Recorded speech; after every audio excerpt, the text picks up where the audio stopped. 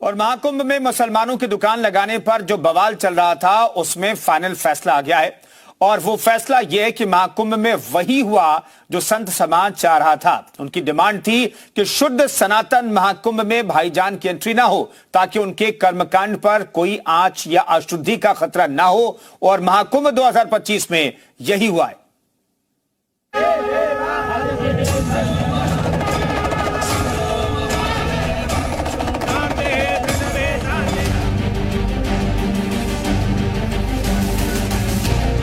मना करते हैं कि मुसलमान दुकान नहीं लगेगी। जुबान मिली कटी हुई, कलम मिली बिकी हुई, सच बोला तो घर मिला गिरा हुआ। सैकड़ों साल से हम लोग वहाँ पे कारोबार करते चले आए, कभी भी ऐसा नहीं रहा। नुकसान तो होना ही है, हमारा तो काम ही है मेले का। प्रयागराज में मुस्लिम कारोबारियों की शिकायत है कि उन्हें दुकानों का अलॉटमेंट नहीं मिला है। दावा है कि ऐसा पहली बार होगा कि महाकुंभ में मुसलमानों की दुकानें नहीं लगेंगी। हमारा हक हुकूक छीना जा रहा है, जो हमारा संविधान हमको देना चाहता है, जो दे रहा है। कौन सा हक आपका छीना जा रहा है कुंभ के जरिए? देखिए, सैकड़ों साल से हम लोग वहाँ पे कारोबार करते चले आए। सच बोला तो घर मिला गिरा हुआ, जुबान मिली कटी हुई, कलम मिली बिकी हुई, सच बोला घर मिला गिरा हुआ। आज इस बाबू के देश में क्या हो रहा है, आज बापू की आत्मा में शर्मिंदा है। ये वही मुसलमान है जो लॉकडाउन के समय में किसी धर्म को नहीं देख रहा था, किसी कौम को नहीं देख रहा था, सबके लिए खड़ा था, मदद के लिए। और आज हम लोग इतने असहाय हो गए हैं कि हम यहाँ खड़े होकर के इन चीज़ों के बारे में बात कर रहे हैं कि हमारा क्या अस्तित्व है आज देश में।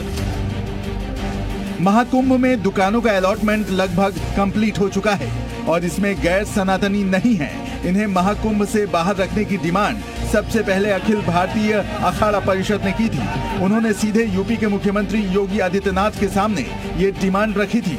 गैर सनातनियों को खाने पीने की दुकान देने पर रोक लगाने के लिए कहा था और इस बार वही होता दिख रहा है। नुकसान तो होना ही है, हमारा तो काम ही है मेले का। हमारा भी काम है और भाइयों का व्यापार मंडे सभी का काम है। जब हम नहीं लगाएंगे तो हम भी किसी से माल लेंगे, उसका भी नुकसान होगा, सभी का नुकसान होगा। बहुत ही अफसोसजनक है, ऐसा नहीं होना चाहिए। इसमें व्यापारियों का जो नुकसान है वो तो एक बहुत ही छोटा नुकसान है। दरअसल ये बहुत बड़ा नुकसान एक भाईचारे का है। भाई व्यापार क्या है, आज आप करेंगे नहीं कर पाएंगे, कल कहीं और करेंगे, लेकिन अगर दिलों में जो आपकी मोहब्बत अगर एक बार टूटती है या दिलों का रिश्ता टूटता है तो उसकी भरपाई कर पाना मेरे ख्याल से सदियों लग जाएगी, नहीं होती। प्रयागराज में संगम किनारे संत समाज धीरे धीरे पहुंच रहा है। कई अखाड़ों के साधु संत आ चुके हैं और साधु संतों ने गैर सनातनियों को दुकान न देने के फैसले का स्वागत किया है। ये बहुत एक उच्च फैसला लिया गया है क्योंकि विधर्मियों का हम विश्वास किसी भी कीमत पर नहीं करेंगे। जो हमारे पहले पूर्वजों ने गलती की है उसका नतीजा हमको देखने को मिला। ऐसी गलतियां हम आगे ना होने देंगे, ना खुद करेंगे। जैसे हमारे मक्का मदीने में हिंदू को नहीं घुसने देते वैसे इनको भी यहाँ घुसने न दिया जाए। इनको प्रवेश नहीं होना चाहिए।